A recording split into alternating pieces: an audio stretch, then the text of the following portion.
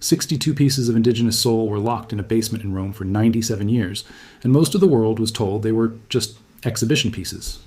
But as you listen to this, you're beginning to realize that a tool, a ceremonial robe, or a traditional Inuit kayak isn't just an artifact. It's a living piece of identity that was essentially hijacked by a global power structure. Back in 1925, the Vatican organized a massive missionary exhibition, a global showcase designed to demonstrate the success of spreading the faith. To fill the halls, missionary networks across Canada gathered items from First Nations, Inuit, and Métis communities, often under circumstances that look a lot less like donation and a lot more like cultural extraction.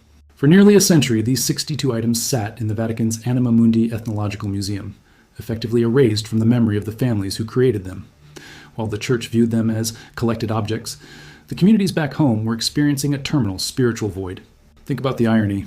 While indigenous languages and ceremonies were being suppressed in Canadian residential schools, the physical symbols of that very culture were being guarded behind glass in the heart of Rome. It wasn't just a collection, it was a century-long interruption of cultural sovereignty. The shift didn't happen because of a sudden change of heart in the Vatican. It happened because the survivors refused to stay silent. During the 2022 Truth and Reconciliation delegations, Indigenous leaders walked into the Vatican and looked at their own history through a display case. They made it clear that these aren't museum artifacts. They are ancestors. They are the physical proof of a lineage that the world tried to break. You can feel the weight of that realization as the Vatican finally agreed to repatriate the entire collection, admitting that the consensual nature of these acquisitions was, at best, a fiction. The data on this return is significant because it sets a new structural floor for how global institutions handle stolen heritage.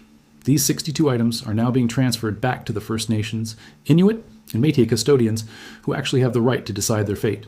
This isn't just about moving boxes. It's about restoring a measure of sovereignty that was stolen nearly 100 years ago.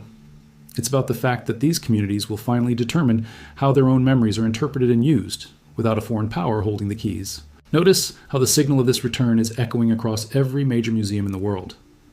From the British Museum to the Louvre, the era of holding items without consent is facing a total audit. The noise of the past said these things belonged in a central hub of civilization, but the reality of the present proves they belong to the people who never stopped waiting for them to come home.